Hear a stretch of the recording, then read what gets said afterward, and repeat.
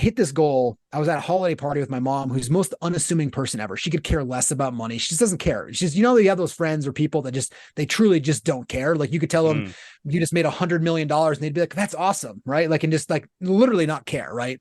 Most business owners, of course, are like, wow, that's different, but she just doesn't care. And I was like, hey, I made $500,000 this year. And she was like, oh, that's great. Pass the ketchup. And in that moment, I was like, man, people just don't care. Then I asked a deeper question though. And I was like, well, do I even care? And the funny thing was, it's not that I didn't care. What I was really asking is what I'm looking for going to come from money? And the answer is no. And it never is. Now, money is a wonderful tool. It's a wonderful thing to use. If you have it, that's great. It's not about not having money. It's not about not having things, but it's not going to ever turn you on inside the way you want it to. People get trapped into thinking that when people say go out and go get successful, what they're really saying is go get enough money, power, fame, authority, status, whatever it is, leverage that you can to control the situations around you so that they unfold just how you want them to, so that your inner experience becomes the one that you're looking for. And that's what people are really defining as level of success. It has everything to do with how they can get their inner experience. But if anybody's ever tried to do that, it's called being worldly, right? I'm trying to go out and manipulate the world to unfold the way I want it to, so I can feel better about myself inwardly. It doesn't work. You'll be scared. You'll be anxious. You'll be trying to hold things on. You can relatively get it better than other people, but it still doesn't work, which is why there are billionaires who are just miserable still. And that's why there's people who have no money who are ecstatic with joy and peace or fulfillment, whatever words you want to use there. It has nothing to do with that, right? It doesn't. Money is money. Joy is joy. Happiness is happiness. They're completely separate. And so for me, when I did that, I went on this, at that point, I went on this really deep inward journey. And for 3 years, it was like I was 99% ego, 1% inward journey, right? Like, it was like very much that. But over time, I got really deep into transcendental meditation. It was kind of like the gateway drug into spirituality for me. What happened though is the more I started really focusing on my inner experience, my outer experience became more successful. And so my businesses started to grow. The right things and situations opened up. Everything started leaning in a little bit differently. And so I just kept going more and more and more. So that's really been a, 25-year journey for me of this inner experience. And over the last 10 years has been really, really deep into spirituality, personal growth, whatever word you want to mean. All it, to me, spirituality or personal growth, it just means that I can handle reality, because that's what you're doing, right? You're handling the situation. I can handle somebody yelling at me. I can handle a lawsuit. I can handle my kids freaking out inside the grocery store. I can handle my wife being upset. I can handle the fact that I have emotions in there that come and go. I can handle reality. That's all spirituality is saying, is that I can show up and handle the situation. Because if you are a doctor and you can't handle blood, you're no good to the scene. If you are a leader and you can't handle the emotions of a business, you're no good being a leader. If you are a parent and you can't handle your kids screaming, you're no good being a parent. So the deep work that you do is getting rid of the part of you, or being able to stay seated enough so you can handle the situations that are unfolding. Because if you haven't noticed, life has been here for 4.5 billion years. You've been here for like 30, 40, 50, 60, 100 years. It would be like having a 300 million page book, reading 2 words and being like, I know everything that's going on in this world. And that's not how it works. So when you do this deep work, it's plenty of room to be whatever religion or whatever faith that you want in there. It's just, I can show up and truly handle reality. So I'm not scared anymore. I'm not anxious. I'm not nervous. Or at least if those things show up, they don't grab me and I don't start acting or performing from that emotion. I just simply become aware of it, and then I can act. So it's really like this.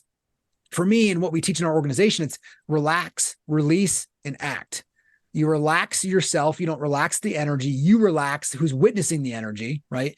You release it. And then you have, with clarity, you take the next step. You take action to solve the situation. Hi, and welcome to another episode of Unlocked from Within. Today's guest, we have Adam Hergenrother. He is a serial entrepreneur, author, and spiritual seeker on a mission to share the 200% life. Adam is a visionary entrepreneur, renowned leader, and a driving force in the real estate industry. With a relentless passion for personal growth and commitment to excellence, Adam has achieved remarkable success throughout his career. As the founder and CEO of the Adam Hergenrother Companies, a multifaceted organization that empowers today's leaders in developing the leaders of tomorrow. He has built one of the fastest growing real estate companies in the United States. His innovative strategies and unwavering dedication to team development have earned him numerous accolades and industry recognition. Adam is not just a business leader, he is a mentor, speaker, a best-selling author, and he's sharing his wisdom on leadership, entrepreneurship, personal development. His dynamic approach to life and business has inspired countless individuals to reach their full potential. Beyond the boardroom, Adam is an advocate for holistic wellness with a strong belief in the power of breathwork, meditation, and cold exposure to optimize mind and body. His commitment to continuous improvement extends to every aspect of his life. With a profound impact on the real estate world and a mission to inspire others, Adam Hergenrother continues to redefine success, pushing the boundaries of what's possible in business, spirituality, and life. When he's not growing his organizations, you can find Adam in the Vermont skiing the mountains with his wife and 3 children. Today, let's welcome Adam Hergenrother to the show. Hey, Adam. How's it going? Yeah, good. Welcome to Unlocked from Within. It's such an honor to have you on the show. Love to get into basically, your story and how it all started and, just how your upbringing was. Yeah, Marty, thanks for all the deep work that you do with your guests and for your audience. And I know how much time and energy goes into that. So thank you for doing what you do and you're adding value. So thanks. Yeah, it's always an interesting question, kind of like people to kind of build a background story of yourself. For me, I had great parents. We didn't come from money. In fact, I think I have 3 kids now, and I see like even the trips that we take or just the things that they get. And I'm like, we were talking about this coming back from a lacrosse tournament, traveling one, my buddy and I never thought that I didn't have things, right? Like we just didn't, we didn't have money, but we just played outside all day. So it never, when you're not exposed to things, you just don't think like you're missing out on any stuff. But kind of fast forward through there, I had great parents, loving parents. They, for me, most of my childhood, I used food as a way to kind of escape reality. It's like a comforting, if you will. And I ended up gaining about 100 pounds overweight coming into my freshman year in high school, which is really not the time that you want to be 100 pounds overweight, like just a lot going on. And so to deal with that, I started doing kind of recreational drugs and really just, I stopped trying to do schoolwork. So I started failing classes, that role model student you wanted your kid to hang out with. But we kind of bring that, it's a really interesting point in my life because about 2 weeks into my freshman year in high school, I don't know what it was. And people have asked me, like, is there a moment or what it was? It was just something, all of this kind of suffering, this pain had kind of built up over my life that I was always lying to everybody, and not like big lies, but like be like, oh yeah, I did that too. Or like, I did that faster than what it was, of trying to always be somebody else. And finally just caught up with me. And I just got to a point where I was like, I'm not going to live anybody else's life. And I didn't say it like that, but that's kind of what the feeling that was overtaking me was. And so I ended up stopping to hang out with these individuals that I was hanging out with. They were, again, they were just lost in their own world as well too. They hated the fact that I left their group and ended up getting into a big kind of battle with them. Police were involved. There was guns. There was a whole ordeal, and we can put a pin note and talk about that later if you want to. But and then I came home one day and I honestly, I just started crying. I put on Celine Dion, if you know who Celine Dion is, and I don't know why, but I had that track going on repeat. And I just knew that there was going to be something more in my life. I didn't know what it was. I didn't know what it was going to be. And I just knew that I was no longer going to live this life. And my dad worked nights at the time, and he came home and it was like midnight, and he came into my room and he's like, why are you doing up? And he saw me kind of like disheveled. And I was like, I'm just not happy with my life. Or I don't know what I said. Right. He was like, well, you can do 2 things. You can accept it or you can change it. And in that moment, I realized, I was like, as much as like, it was like a 3-minute conversation, he went to bed. It was like, that's what I needed. Right. It was like, nobody else is going to do this work for you, Adam. It's kind of like the tone, right? Marty, you know that nobody else can do that deep inner work for you. And so that projected me onto a different path. It was just an orientation shift. And I started, getting pretty heavy into sports, became captain of my football team, and ended up getting into college. But, that was kind of the first, to me, kind of growing up, was a really big shift in my life. I left those friends, got new ones that are awesome, and just really learned during that time that you can really do anything that I know it sounds so cliche, but really for me, it was momentarily that I can do anything you wanted to do as long as you put enough energy behind it, and that becomes your North Star.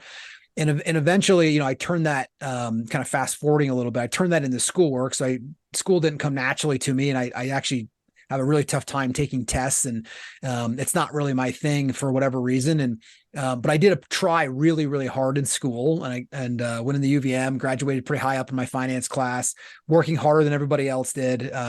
Just there's the smart kids that were there, and then from there, I shifted my energy into wanting to dominate the business world. I don't know how else to say it, right? I had this ego that was very large, that I had already had some success. I bought my first investment property when I was a freshman in college. So I was buying real estate. And then as soon as I got out of college, I literally, first of all, I thought for sure I was going to be on Wall Street. And at the time, I had a girlfriend who was still here and ended up getting a job up here that was pretty good. Best thing that I could do, because it allowed me to where I am today. But I really, and we'll put a pin in that and I'll let you go back. But I really, from there, I really developed a sense of trying to reach what everyone told me was success. And that's when I went after. And I think there's a different definition of success I'll use today. But at the moment, what success meant to me was going out there, getting enough power, money, fame, authority, leverage, right? That I would be able, then all of a sudden, by getting all of this, there was going to be some fruit tree in your backyard, filling you up with like peace and joy every single moment. Yeah, very interesting. And like, how old were you when you first bought, your first property? Were you were you 21 or? Yeah, I was 20 because I didn't turn 21 until sophomore year in college. So I was 20. Yeah. Yeah. And I had $500. Actually, the really interesting thing about that story was, I had a roommate in college who was a roommate, but didn't go to college. I don't know if anybody had one of those before, but like slept on our couch basically. And his dad owned a car dealership, and he came to me and he said, look, I think we can buy this car for $1,000. We can fix it up and we can flip it. And so I had like $600, $700 to my name. And so I took $500 because I was working during school, and I took $500, gave it to him. And like a week and a half later, he came back and he was like, I'm sure we had some communication, but he came back and he was like, hey, we just sold this. We each made $1,000. Wow. I mean, I literally went from $500 to $1,500, and I was like, holy shit, like this is, no wonder why everyone's doing all this, right? This is the best thing ever. And so then I just rolled my money in over and over again. And finally, about 6 months into it, we had both made like 60 grand.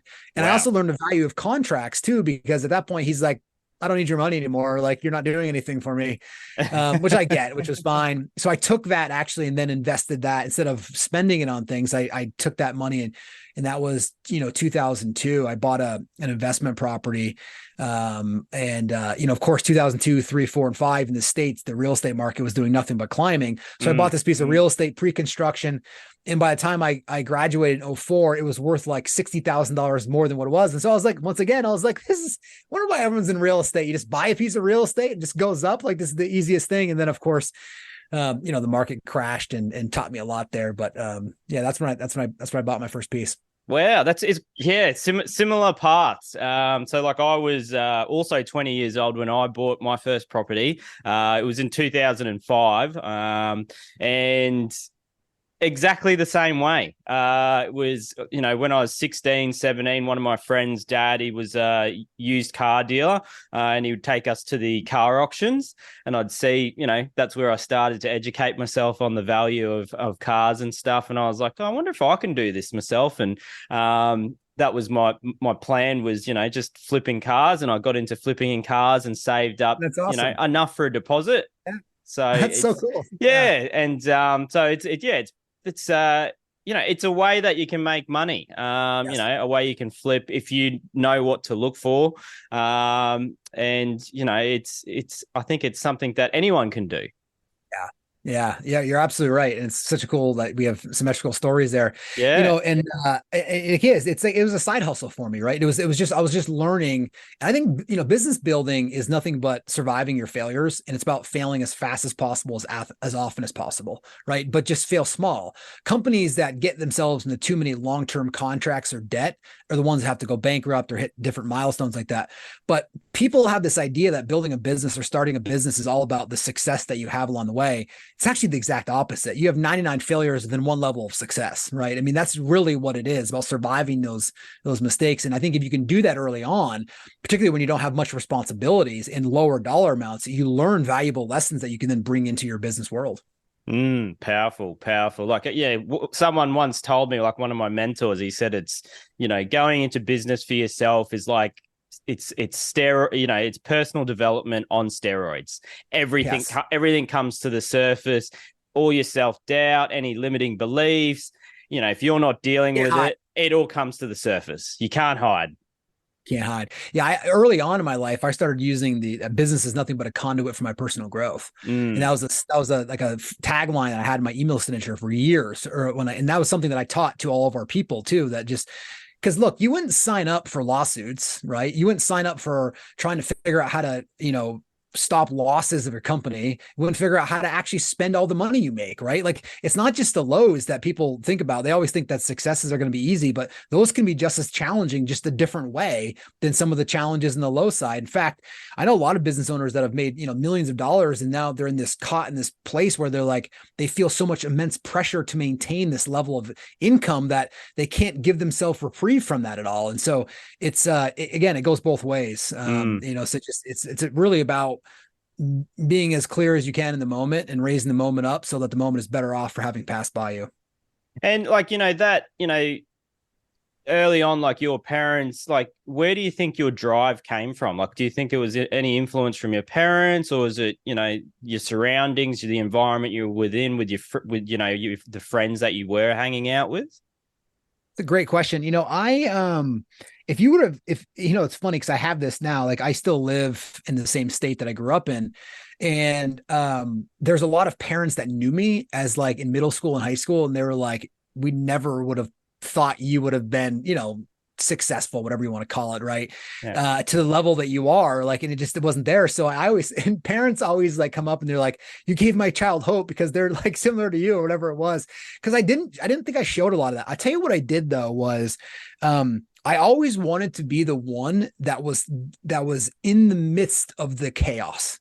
I always wanted to be the one, I just remember, like, I don't know why I remember this, but we were growing up and I was like, I think the Gulf War was going on there. And I was like, man, my brother couldn't go to war. They'd have to send me. Like, I would be the one they have to send. Or like, hey, if there's going to be a tough time, like, even though my brother's older, I'd be like, no, like, I need to go through that. My parents can't go through that. I'll go through it. It's almost like I was looking for these steps to like, be like, I want to be the one to go through them for the growth. And cause I can handle it. That's what I kept saying. It's like, I'll be able to handle that. They can't. And that came out, and then that showed up a lot more as I got into sports and then into college. That drive of like that work ethic really showed up. And it's funny, I participated in a course called the Advanced Honors Wall Street Seminar in the UVM, University of Vermont's business school, and they take 6 kids from it, the top 6 kids. And I actually got chose a really lauded class to be in, and it was almost guaranteed you a job on Wall Street. Actually, it did. It guaranteed you a job on Wall Street. So you can imagine how everyone wanted to be in here. And when I got chosen, I had a B+ in the class, and other kids had higher grades than me. And later on, I actually talked to my professor. Actually, it's funny. This is a good story from a business standpoint, but he used to give these tests that were so difficult that the median test would be like a 21. And then he would curve them like 60 points, right? So everyone went in there. So later on, years afterwards, I went to him. I said, Jim, his name was Professor Gotti. If anybody ever went to UVM, he was either notorious or lauded, right? Like he was that guy. And I asked him, I said, why did you make these tests so difficult that literally like the best on the entire test would be like an 81 or like a 60, and then everyone else would be there? He goes, well, Adam, if I made the test so everyone could get an 85, how would I know who stood out? And basically he was like, look, there was only a handful, 3 or 4 people that got above a 50 every time. And he goes, and those were tested. People in other classes, if you can get an 85 and somebody gets a 95, how do I know they're really tested? And it was such a good lesson for me that I brought in the business. I've always kept that story in there about we have to find ways to test ourselves above and beyond, even if it means that it's going to something that's really hard. Anyways, he ended up taking me in this course because I worked harder than anybody else did. That was also the first time that I realized that it wasn't just about grades. Of course, that mattered, but it was more about your drive and your work ethic. And then looking back at it as employing and having thousands of people that work for me, I look back and making those hires. The people that graduated his class, went to Wall Street, would always go to him and say, who should I hire, Jim? Right? Because he would have the best candidates to give to you. And as you know, building a business, it's all about your people. So it was a huge recruiting tool. I didn't know it at the time, but looking back on it, it's so obvious and so clear that I remember just meeting with people that he would set us up with. And again, that was the reason. So for people that are out there that, are going through this or in there, like, it's not about your intelligence necessarily from there. I think that plays a role in it, of course, but it's also about what work are you willing to do? How much are you willing to give? You have to determine what's important in your life and go after that. I think there's a primary and I think there's a secondary. We can get into that more later. The primary is more about your inner strength and resolve and your inner experience that you're having, but there's a secondary, which is what you do in this world while you're here. It's kind of like that 200% life. But anyways, so that's just an interesting story for people to, if you're in building something. And I'll pause, but we had this lacrosse tournament. I coached lacrosse for my kids, a traveling team, and we were down in Massachusetts. It's this big, huge tournament. And we went down there and we rolled the first two teams like 15-0, and then 14-0. And we were coming in and we could easily won the championship and they would have come home. The second game, the kids like, I'm bored. There's no competition. So we went around and we found there was again, 50 teams. We went and found the other team that had basically had similar results than we did. And we went and we said, look, we're going to beat this team. We'll play them if they want to, but we'd love to swap with this other team that has shown that they are equal value, or not value, but equal the ability that we are. And so we convinced the people organizing the games to switch. And so then all of a sudden we had this game. So now everyone's around for this championship game between these two teams. And we ended up losing. We were up and then we lost in the last couple of seconds. It was a battle.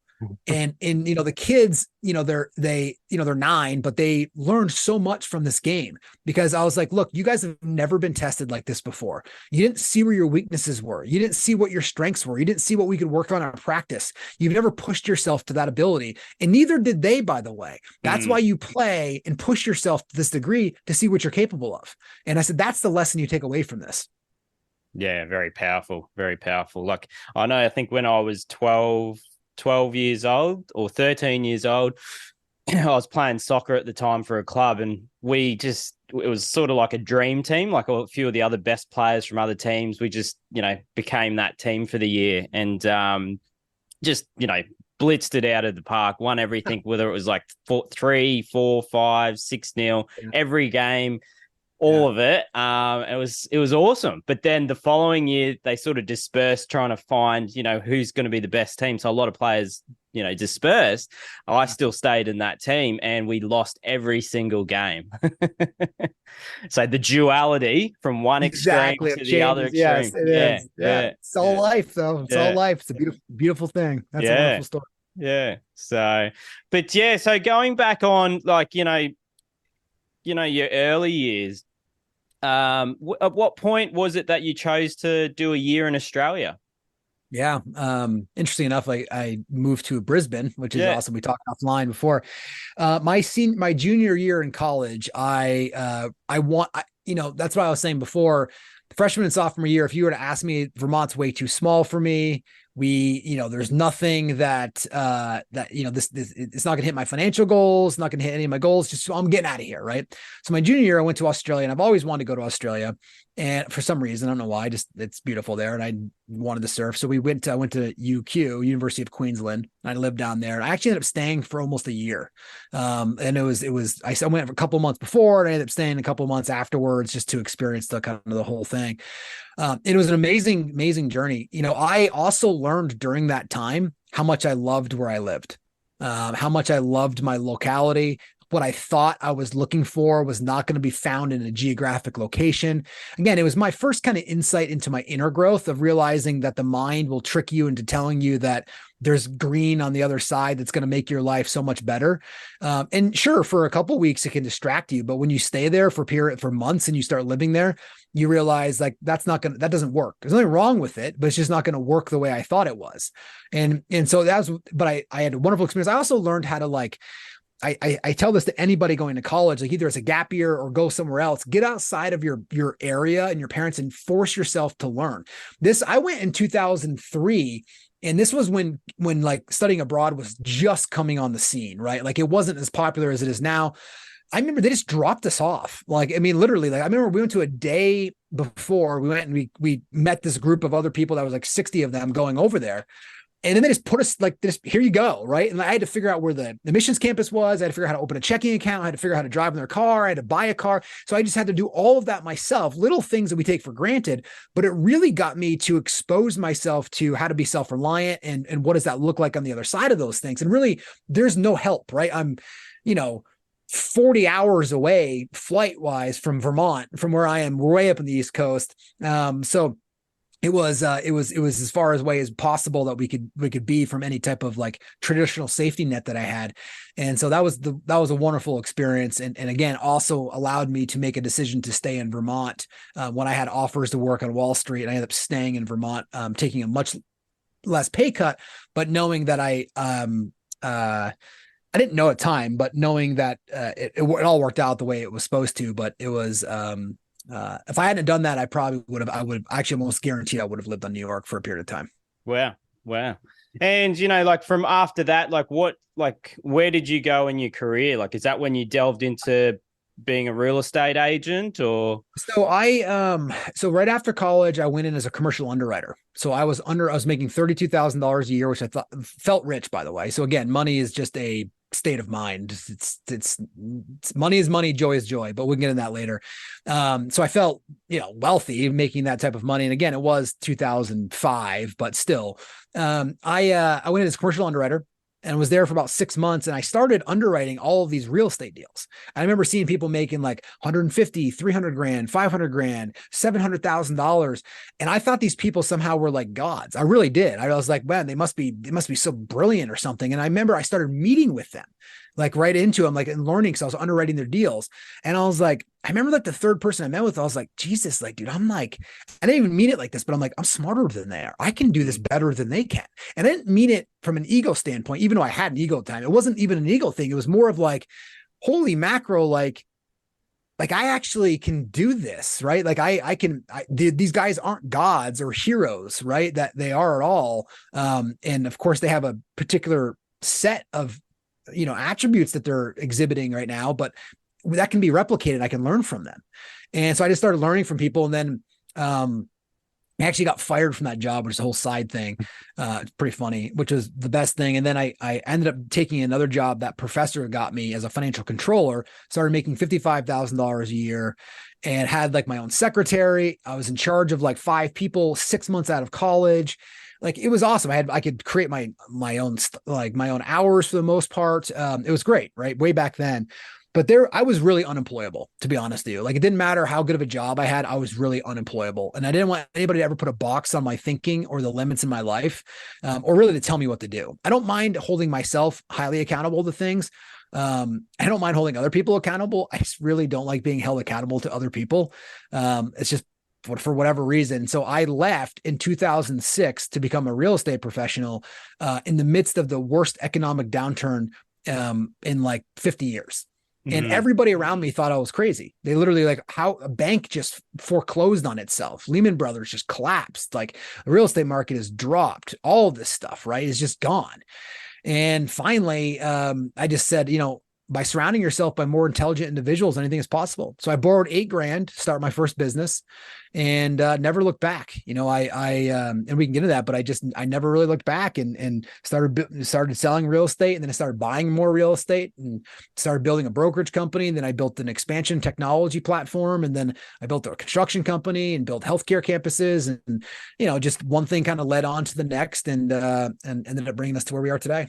And where do you think like you felt like the momentum shift, where you just felt like, you were building some momentum and it just started, taking off? I think 2011 was probably when I really felt that. Now that seems like a long time, but for the first 4 or 5 years, I was making back then probably like $200,000 to $300,000 my first couple of years right out of school. And when I was 26 or 27, I did have this income goal of about $500,000, and I hit that number. But it wasn't as much as about the income number, because at that point it was all based on my energy and effort. So I was working 7 days a week, 12-hour days. I actually enjoyed it though. Like I tell people that like it wasn't a chore. It was just I really enjoyed money and I enjoyed what came from that. And so I just worked really, really hard. What really shifted for me though was when I met a mentor of mine and he started teaching me how to build a business. And what I really loved about that was the ability to go out there and hire awesome people and watch them succeed at a level that was beyond what I ever thought possible, and almost getting out of their way, right? Just getting out of their way. I've actually fired myself from every position that I've ever really had in a company because I'm inherently lazy. I am like, once I get a company to a certain point, I'm not a great operator. I can do it, but I'm much better in terms of like training, coaching, or starting something and moving it forward that way. When it comes to operating, there's people that are way better than I am at doing that.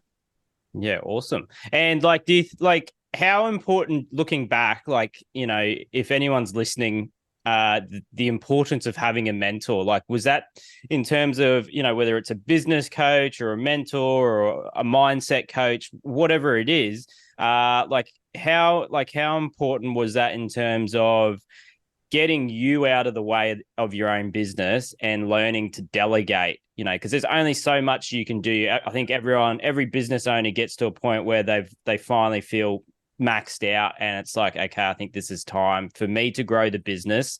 I need to employ people and delegate in areas I don't want to be doing. I think the real question is whether or not somebody wants to. I think the teacher will always show up. There's a lot of business owners that I know that come and read books and ask for advice and have the knowledge, but they're actually they're either afraid or they just unwilling to give it up, and they like to control everything, right? I mean, that's what happens for a lot of these small businesses, that they can even have 25 employees or whatever it is, but like they become the nucleus of the company. So everybody. So think about it as like most business owners become the nucleus of it. And so everybody revolves around their strengths and weaknesses. So the business is actually built on models and systems of the person instead of models and systems of a company.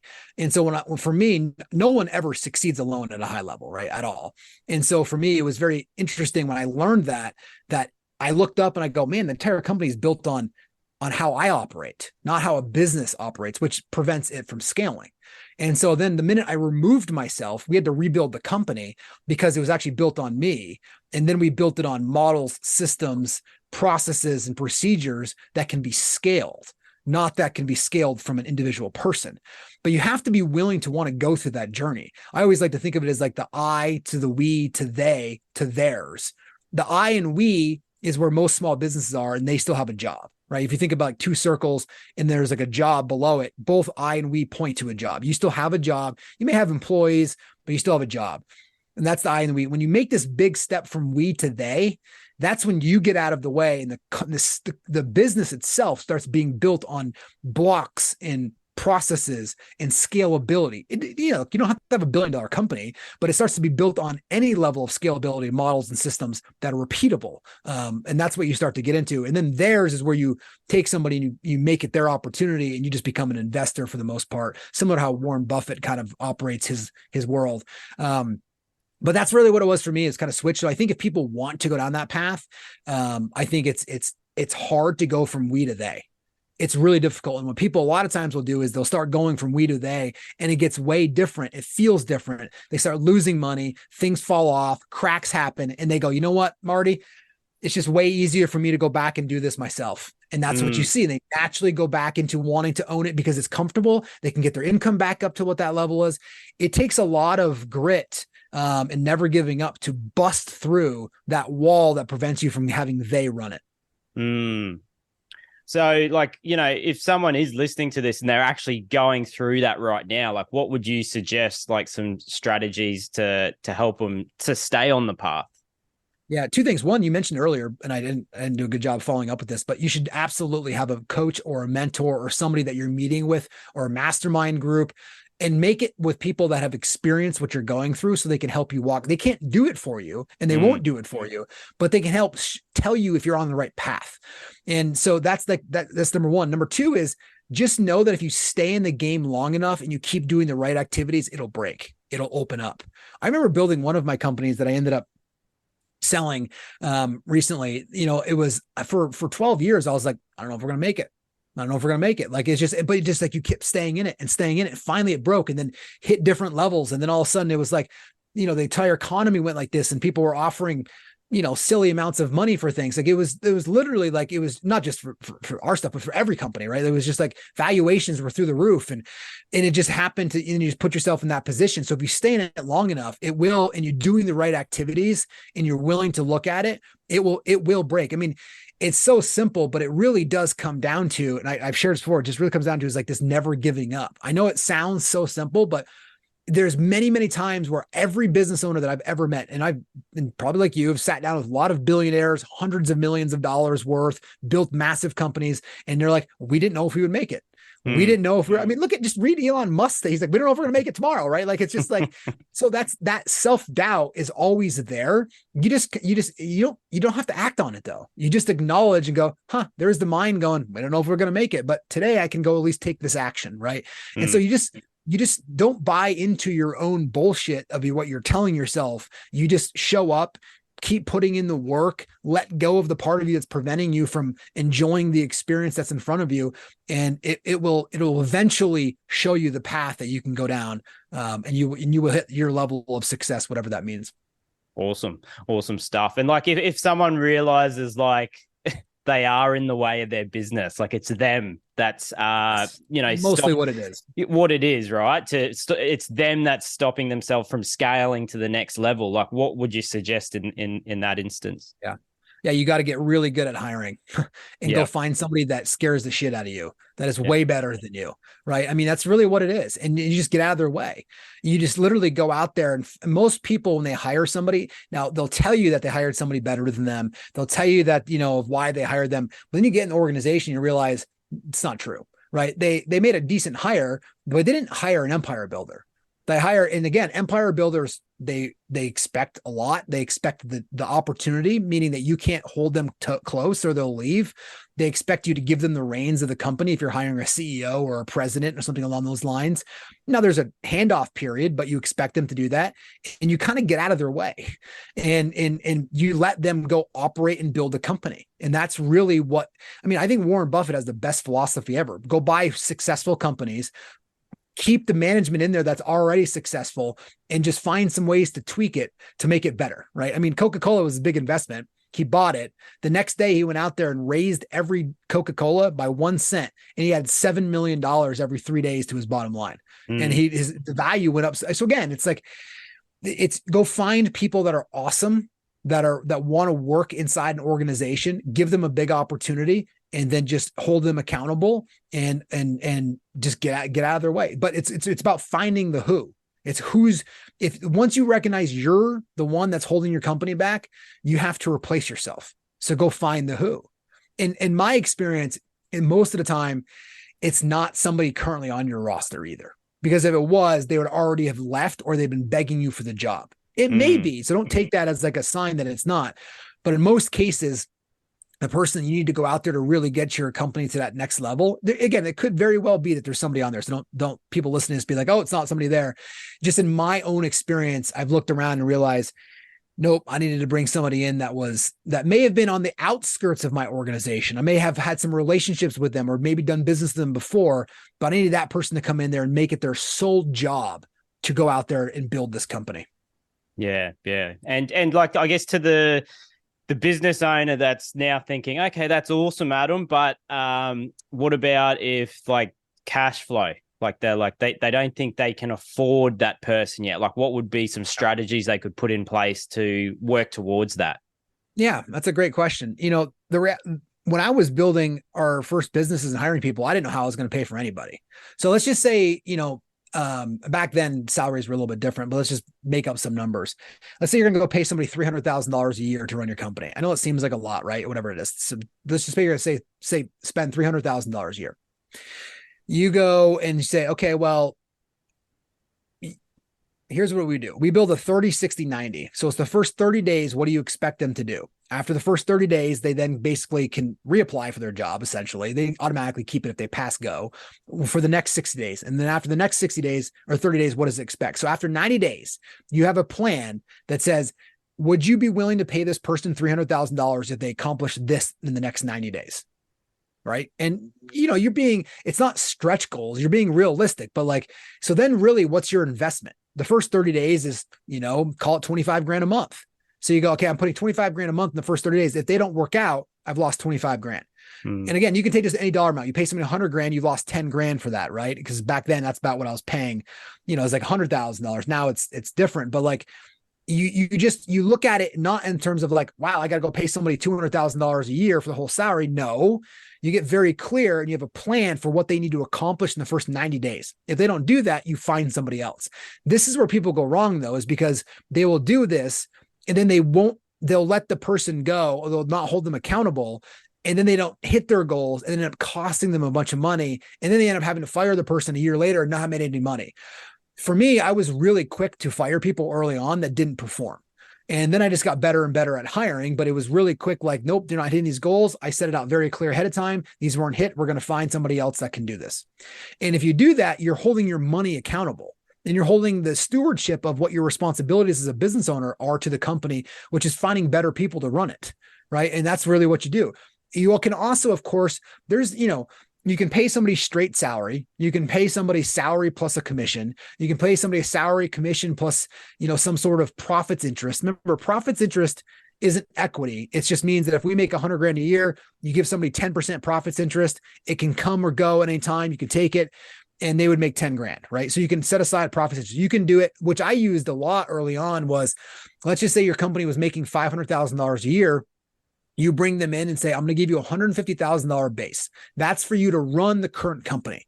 And I'm going to give you 15% of anything that comes in above $500,000. Because really, company's already been generating this amount of income, and I'm paying you a base to run that. And anything above $500,000, I'm going to share the profits in with you. And you can make it 50-50. You can make it whatever you want for that. So those metrics are really good to do. So it's in finding somebody that is not looking for necessarily a big base, but they're going to want a higher back end, right? They're either going to want equity or they're going to want some sort of profits interest. In my experience, when the company becomes mature, you can then use your checkbook as a weapon. So you don't have to give up equity anymore, which is why startups give out equity, because everyone's taking a pay cut and they're getting equity along with it and they recognize what they're doing. When your company matures and you can start paying people $300,000, $400,000, $500,000 in base salary, you don't have to give out equity anymore. You can give out some bonuses or some percentage of their salary bonus. Like I'll give you 30% of your salary, which on a $300,000 base would be an extra 90 grand bonus, right? So you can do stuff like that and actually makes the company more money. That's how most companies larger start running. But in the beginning, if you're doing that, look to partner with somebody, bring somebody in for a base, pay them after you've taken a certain amount of money off the table per year, give them equity. If they've stayed for 3 years, you can do set aside money. Again, I've never let salaries, relatively speaking, right, get in the way. It's not like you're going to go hire somebody for $5 million, right, if you can't afford that, but never get in the way of bringing on great talent. And so I've always found a way. The other thing I have to mention here is most people, they start investing into their lifestyle way too early on. And then they have too much pressure on their business to sustain and perform and uphold their lifestyle that they currently have to invest back into the actual business. And this is why people say they don't actually have money for it. It's not true. Most people are now, if they were spending 30 grand on their house before or 30 grand in their lifestyle before, and now they're making $200,000 in their business, guess what? Their lifestyle is now 150 grand. So now there's no money left. And now, by the way, they still wake up with this massive pressure to perform, which is the most anxiety that any business owner will ever have, is to maintain a lifestyle and force the business to perform at a certain level to maintain your lifestyle. It's a terrible situation to be in. I've been in that before. And I know most business owners have. It's just not, it's way more comfortable to live below your means for a long period of time And then once your business hits certain levels of maturity, to really start reaping the benefits. And give you an example of this. The mentor that I had helping me build this, and this is wild, by the way, but this is a true story. He was paying himself 150 grand a year, and he didn't increase his lifestyle. He didn't increase his lifestyle until his company hit $27 million net income.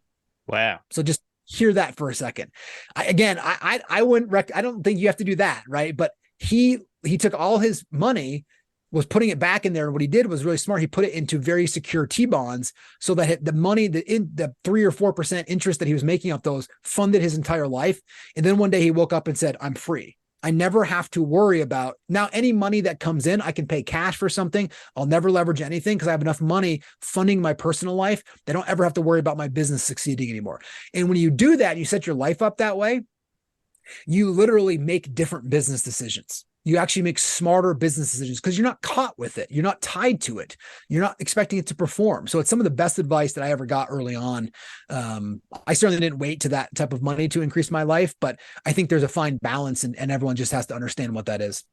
Yeah, right. No, that's awesome advice. And, like, I guess for the audience out there, everyone loves to hear the big numbers. Like, so with some of your companies over the years, like what type of numbers were you hitting? Yeah, I mean, there was years we made over $30 million. So I mean, like it was, in profit, and and it's a lot of money. And there was years that I made $100,000. For me, it was I set out, and this may be a good way to kind of introduce this into it. I set out to make about $500,000 a year, and I thought when I made $500,000 a year that I was going to be filled with this massive joy in this increased level of success that everyone talks about. I want to come back to that level of success. And I remember I explained this in my book, and I explained this in other podcasts. You may have heard it before. But I remember when I hit this goal, I was at a holiday party with my mom, who's the most unassuming person ever. She could care less about money. She just doesn't care. She's just, you have those friends or people that they truly just don't care. Like you could tell them you just made $100 million and they'd be like, that's awesome. Right. Like, and just like literally not care. Right. Most business owners, of course, are like, wow, that's different, but she just doesn't care. And I was like, hey, I made $500,000 this year. And she was like, oh, that's great. Pass the ketchup. And in that moment, I was like, man, people just don't care. Then I asked a deeper question though, and I was like, well, do I even care? And the funny thing was, it's not that I didn't care. What I was really asking is what I'm looking for going to come from money? And the answer is no. And it never is. Now, money is a wonderful tool. It's a wonderful thing to use. If you have it, that's great. It's not about not having money. It's not about not having things, but it's not going to ever turn you on inside the way you want it to. People get trapped into thinking that when people say go out and go get successful, what they're really saying is go get enough money, power, fame, authority, status, whatever it is, leverage that you can to control the situations around you so that they unfold just how you want them to, so that your inner experience becomes the one that you're looking for. And that's what people are really defining as level of success. It has everything to do with how they can get their inner experience. But if anybody's ever tried to do that, it's called being worldly, right? I'm trying to go out and manipulate the world to unfold the way I want it to so I can feel better about myself inwardly. It doesn't work. You'll be scared. You'll be anxious. You'll be trying to hold things on. You can relatively get it better than other people, but it still doesn't work, which is why there are billionaires who are just miserable still. And that's why there's people who have no money who are ecstatic with joy and peace or fulfillment, whatever words you want to use there. It has nothing to do with that, right? It doesn't. Money is money. Joy is joy. Happiness is happiness. They're completely separate. And so for me, when I did that, I went on this, at that point, I went on this really deep inward journey. And for 3 years, it was like I was 99% ego, 1% inward journey, right? Like it was like very much that. But over time, I got really deep into transcendental meditation. It was kind of like the gateway drug into spirituality for me. What happened though is the more I started really focusing on my inner experience, my outer experience became more successful. And so my businesses started to grow. The right things and situations opened up. Everything started leaning in a little bit differently. And so I just kept going more and more and more. So that's really been a, 25-year journey for me of this inner experience. And over the last 10 years has been really, really deep into spirituality, personal growth, whatever word you want to mean. All that, to me, spirituality or personal growth, it just means that I can handle reality. because that's what you're doing, right? You're handling the situation. I can handle somebody yelling at me. I can handle a lawsuit. I can handle my kids freaking out inside the grocery store. I can handle my wife being upset. I can handle the fact that I have emotions in there that come and go. I can handle reality. That's all spirituality is saying, is that I can show up and handle the situation. Because if you are a doctor and you can't handle blood, you're no good to the scene. If you are a leader and you can't handle the emotions of a business, you're no good being a leader. If you are a parent and you can't handle your kids screaming, you're no good being a parent. So the deep work that you do is getting rid of the part of you, or being able to stay seated enough so you can handle the situations that are unfolding. Because if you haven't noticed, life has been here for 4.5 billion years. You've been here for like 30, 40, 50, 60, 100 years. It would be like having a 300 million page book, reading 2 words and being like, I know everything that's going on in this world. And that's not how it works. So when you do this deep work, it's plenty of room to be whatever religion or whatever faith that you want in there. It's just, I can show up and truly handle reality. So I'm not scared anymore. I'm not anxious. I'm not nervous. Or at least if those things show up, they don't grab me and I don't start acting or performing from that emotion. I just simply become aware of it and then I can act. So it's really like this, for me, and what we teach in our organization, it's relax, release, and act. You relax yourself. You don't relax the energy. You relax who's witnessing the energy, right?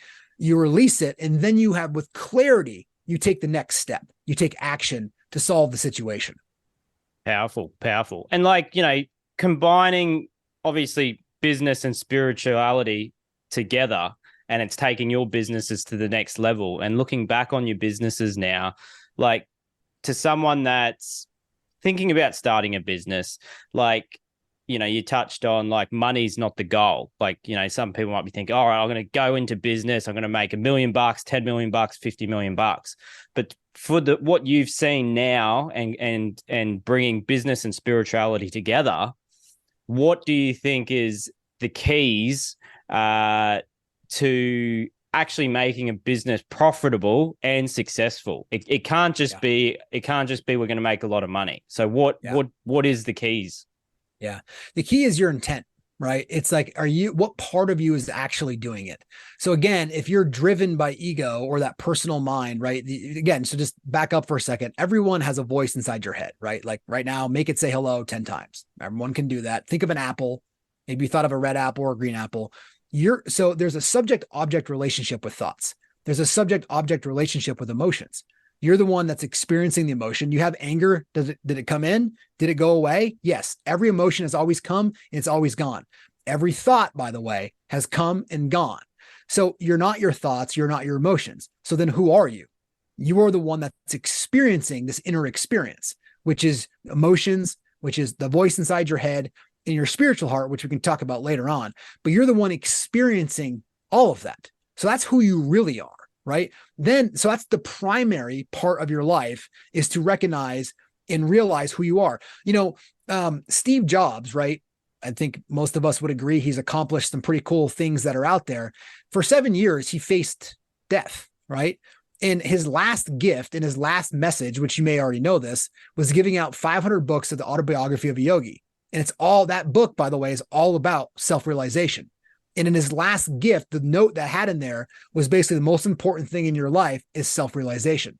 It's realizing who you are. And that's, again, coming from a guy who's built Apple. He had money, he had success.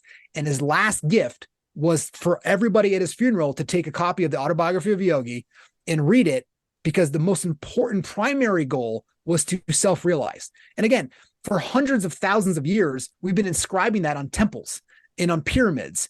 Know thyself in different ways, the Taoism, the middle way, all these things. It's only been the last 50 years that life coaches have come on and been like, Marty, what do you want out of life? Let's go figure out how to go get that, right? No, it's about self-realizing. There's nothing wrong with those things. Those are all secondary. The primary thing is, what part of you is interacting with life?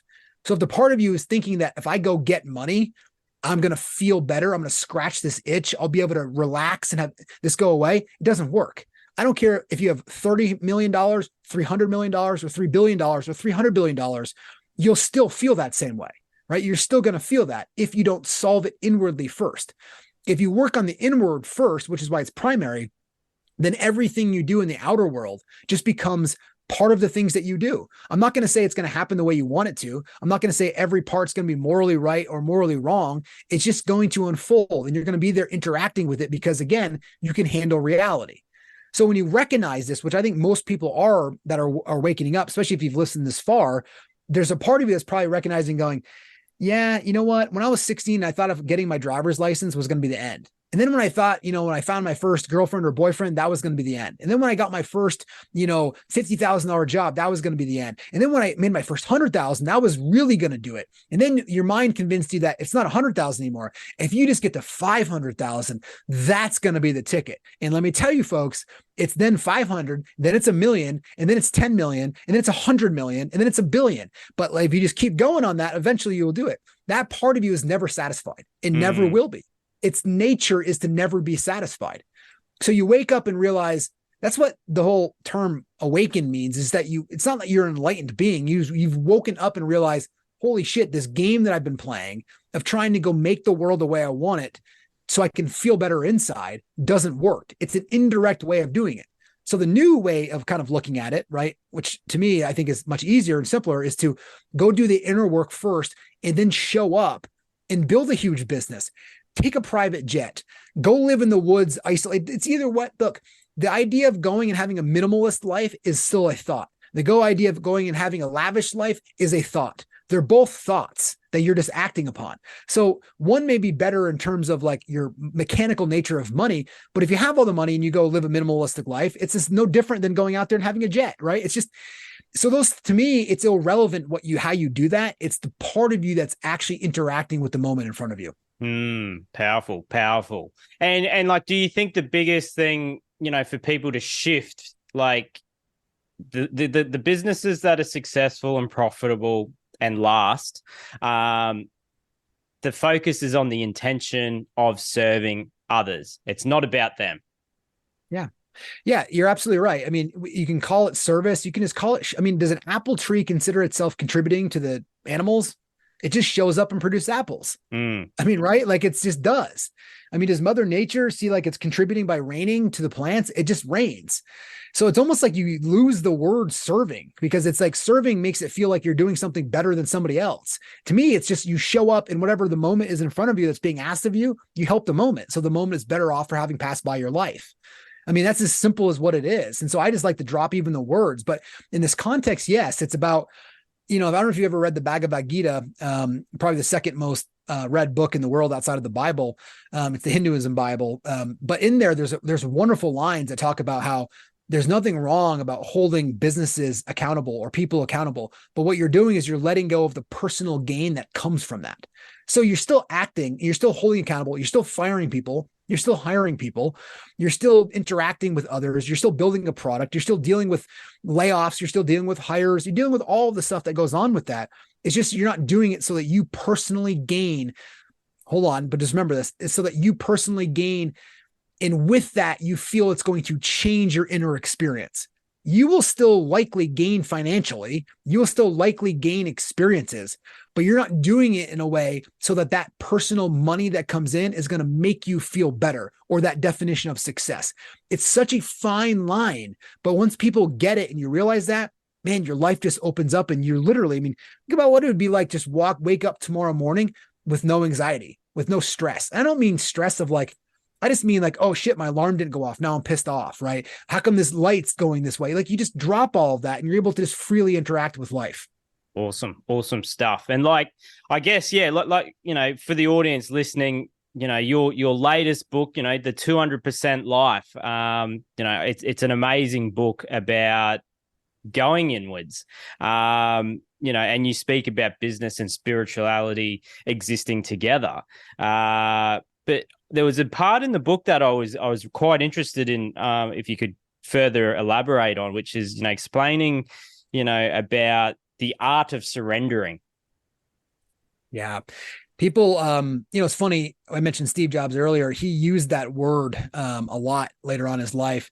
People in business hear the word surrender and they cringe. They think surrender is some level of passivity, that it's about letting people walk over them, or not turning a profit, or letting a lion just eat you in the middle of the path. It has nothing to do with that. Surrendering is you're surrendering the part of you that has a problem with the reality of life. That's what you're surrendering. So you're not surrendering the action. You're not surrendering to somebody like you're giving up. It has nothing to do with that. It's not passivity at all. But and just give an example, which everyone can have. Some past 90 days or probably less, everyone listening to this has gotten an email that has triggered them, that has disturbed them, right? So you get that email and you see the subject line from the person and you're like, mother, right? And before you even open it, you see the email and you're already triggered, you're fired up. Now you're lost, right? So and now you go in there and you open it up and you're like, how dare they ever do? And you're just writing away and you send that email. And you may have even said, I've worked on myself, and you may have cut a sentence or two out of there, right? Like and I feel better about myself. You send it off and you do feel better. And then you wake up the next morning and you look at your reply and you go, what the hell was I thinking? So surrender is that part of you that got fired up. You let that part go. So you come back to clarity and then respond. That's what surrender means. It's surrendering the disturbed energy that then you express outwardly. Remember, anger itself cannot calm down. Anger's nature is to be angry. A wolf's nature is to howl. I mean, you don't watch a wolf eating grass and a deer eating a bunny, right? They all have their own nature. So anger or any emotion has its nature and its vibration. So that itself will never be calmed down. But what you do, you're in there witnessing and experiencing it. You who's in there can surrender to that energy and let it pass through. Now you're clear. Now you handle the situation. That's really, again, if you are a doctor and you can't handle blood, you're no good to the situation. So it's the same thing. If you're a parent, your kid's acting up and you're freaking out, you're no good to helping that situation, right? You now are just expressing and dumping all of the lower self, the lower energy out. So when people really use that word surrender, you're surrendering that part of you. So then you can show up and act with 100% clarity and make the highest decision that you can make in that moment. Powerful. Like for me, I find to catch myself out, like try to catch the pause, is I do, breath work, or the Wim Hof method, or if, I know that I've got an important meeting, just to come into it neutral, clear whatever thoughts I've got, or anything that I'm trying to, just coming at it at a neutral space. Yes. What are some of the things that you find helpful for yourself? Yeah, awesome. So I like to be proactive and then a technique to use, while you're in there. I mean, and I'm not the best technique person. I'll share what I do, but there's thousands of techniques that work. It's really, I'm like whatever type of works for you should be doing. But one thing I did do from a business standpoint is every time I used to go get out of my truck to go into my office, before I'd get out, I remind myself, I am here to contribute. I'm here to show up. I'm not here to get anything from my employees. I'm not here to get anything from my clients. I'm here to be. Now, it didn't stay with me all the time, but that was my intent walking in there. And so then every time I'd walk through a door, kind of as an anchor point, I would remind myself of that and just do that. If an email came in like that triggered me, or a phone call was coming in, I could see the person, it was the name that I just didn't want to talk to, and I instantly am disturbed, I would use I use what's called like a 3-2-1 relax. I just go 3, 2, 1, and just drop your shoulders and relax. And you might have to do that like 10 times in a row if it's something that's a big disturbance. It's doing that. The other thing is you can be really mature about this. The other day, I use this example, like my wife was sitting there eating a chip, and for some reason her eating the chip was irritating the shit out of me. Like I'm serious. Like it was so, and it had nothing to do with her. She was reading a book and I'm like, every time she'd like chomp down it, I was like, it was like I could like punch a wall, right? You ever felt like that? Like I was literally like so irritated. And I'm like, man, I'm about to lose it on my wife who I love and has nothing to do with her. So I shut my book. I got out, I walked outside and I just let the energy pass and I could walk back in there and handle the chip. Right. So again, if you kind of like, it's kind of like AA, if you don't put yourself in the situation, if you know you're going to explode, same thing here, be mature about it. I did the same thing with my kids. I have 3 under 11. So it's like, whenever they start doing that, I feel myself about to say something that is either raising my voice or not the best use. I'll leave the room. I'll walk out. I'll go run. Now, I also said I do like to do some things preventative. So I start my day between 4 and 4:30 every morning. I meditate. First thing I do is when I get up, and then I go into a series of journaling, and then I get into exercising. And I usually do like 1 to 2 hours a day, and then like 2 to 3 or 4 hours on my longer days of exercise. But for me, doing that for like 3 hours each morning sets me up so that I'm positioned to basically handle life the best that I can today. Right. And so that's kind of like it's like preventative medicine, if you will. So to me, that works really well, and it helps put me in that position. And if I miss any of those things, I'm just off a little bit, right? I could trigger a little bit more. And so I recognize that. So there's a preventative part of that. And then there's in the moment, what do I do? And then here's the last thing is you're never going to succeed at this perfectly until you reach a really high state. And just like all of us, it's the hardest thing you'll ever do. It's harder than making money. It's harder than relationships. This whole inner experience, this whole inner growth work is harder than anything you'll ever do in your entire life.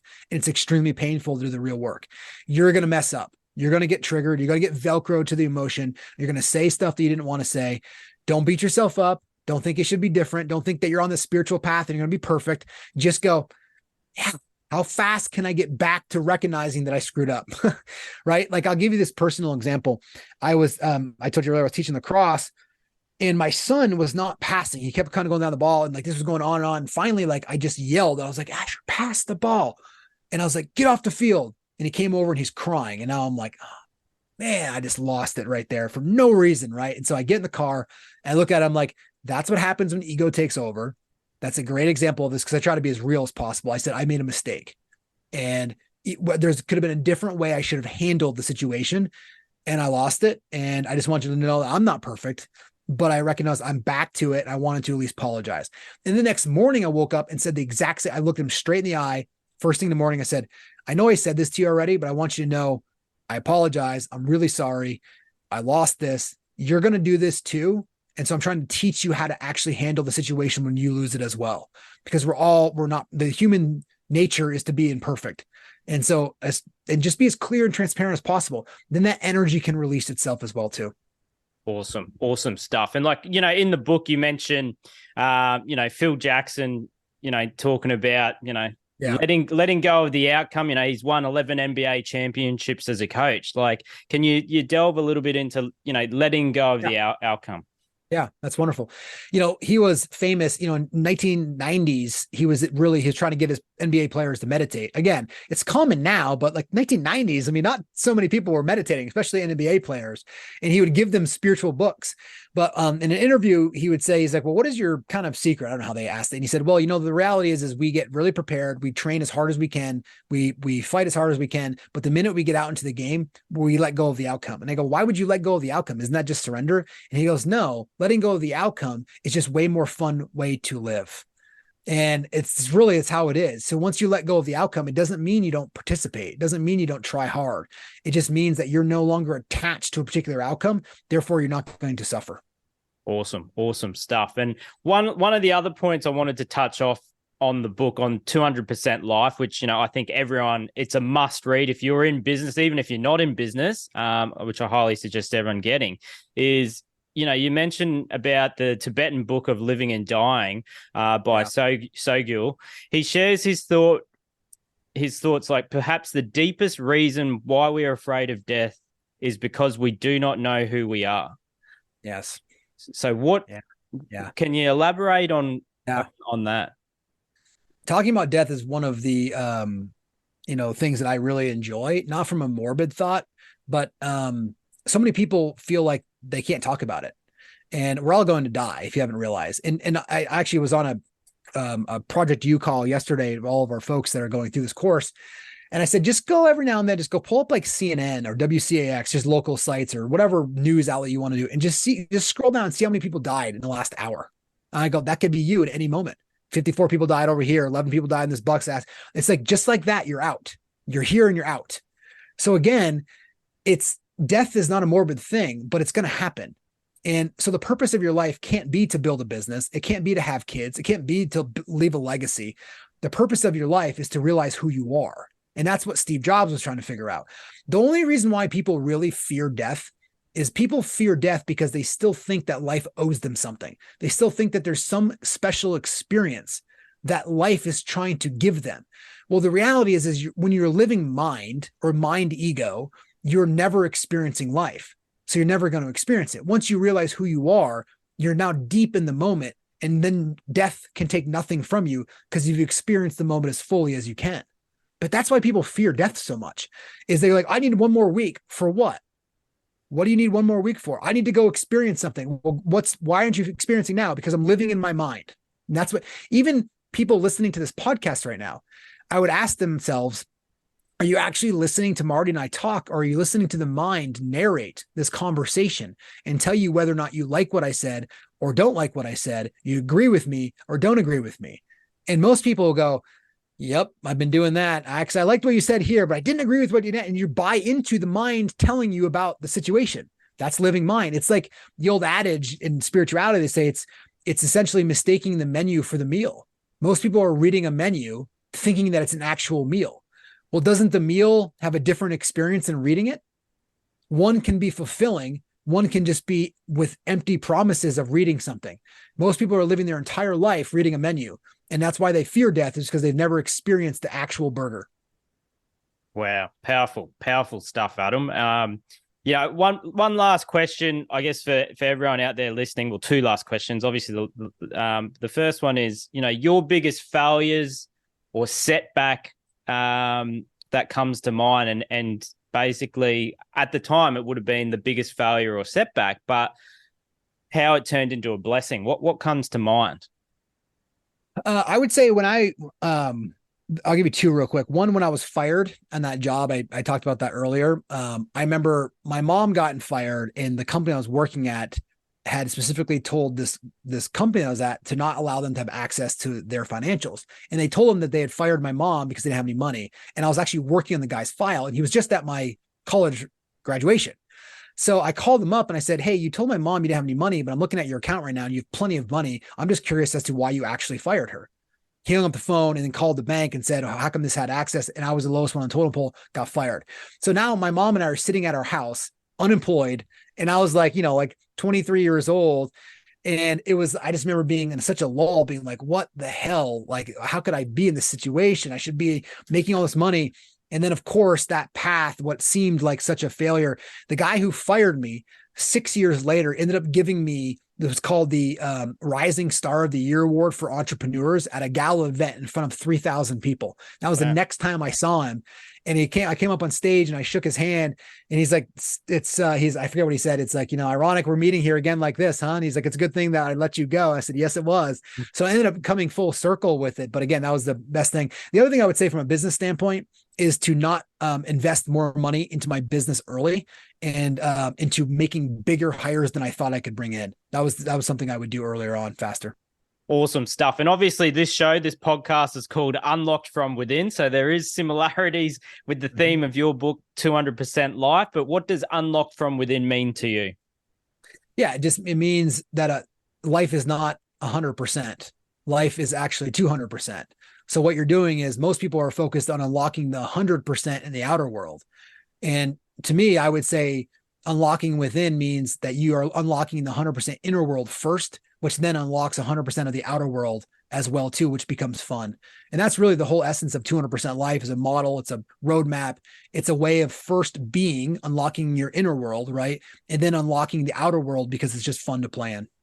Awesome stuff. And one last one I should touch on it is, obviously you're in Vermont, so you've got to be a mad skier, I'm imagining.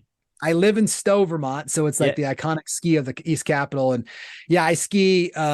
Once skiing happens, I start skiing every day, and I skin a lot. So I skinned like 400,000 vertical feet last year. And so I'm in the mountains playing all the time. That's awesome. Like one of my businesses called the NFPD Snow Brand. It's short for No Friends on Powder Days. So you'd know that saying.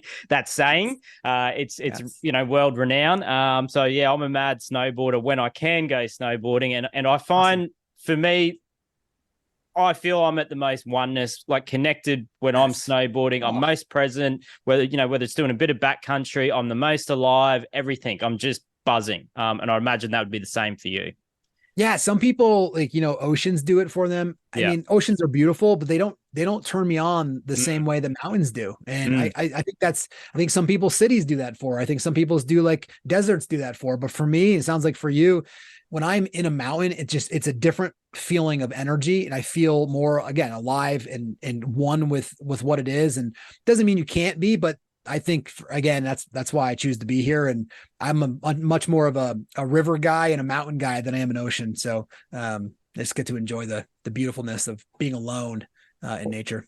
Awesome stuff, Adam. So, where can everyone check you out? Obviously, we can get 200% Life on Amazon, which I highly recommend everyone getting, whether you're into spirituality or if you're into business, yep. Or anyone. But yeah, where else can people reach you? Yeah, the Audible should be out, in a couple of weeks, depending on when this episode airs. AdamHergenrother.com. It's pretty easy. It'll probably be in your show notes. It links to our podcast. It links to a bunch of free downloads, free courses that we have and that we're teaching. So people can find us out that way. Awesome stuff, Adam. Again, thanks for your time. It's been an honor. And like I said, I think everyone should check out 200% Life. It's a must read. Marty, thank you so much. Awesome. Thanks again, Adam. Thanks again for listening or watching another episode of Unlocked from Within. Please like and share the episode with anyone you think it may help. Please comment what insights you learned from the interview. And if you'd like to learn more about Adam Hergenrother, please check out Adam at his website, adamhergenrother.com, Instagram, Adam Hergenrother, LinkedIn, Adam Hergenrother, Facebook, Adam Hergenrother Co. That's CO, YouTube, Adam-Hergenrother, and his podcast. If you'd like to listen to more of Adam, you can check out his podcast, The 200% Life, on Spotify, Apple, and all other podcast platforms. If you'd love to purchase his book, you can get it on Amazon, and it's called The 200% Life. It's a great book, which I highly recommend reading if you're into business or spirituality. And like I said, it's something I think everyone should read. If you'd love to reach out to me for my next workshops, corporate events, or would like to experience a one-on-one Unlocked from Within session to remove and clear any trauma, limiting beliefs, or subconscious blockages, please contact me at martyclay.com. Again, thank you for listening to Unlocked from Within. Thanks. Bye.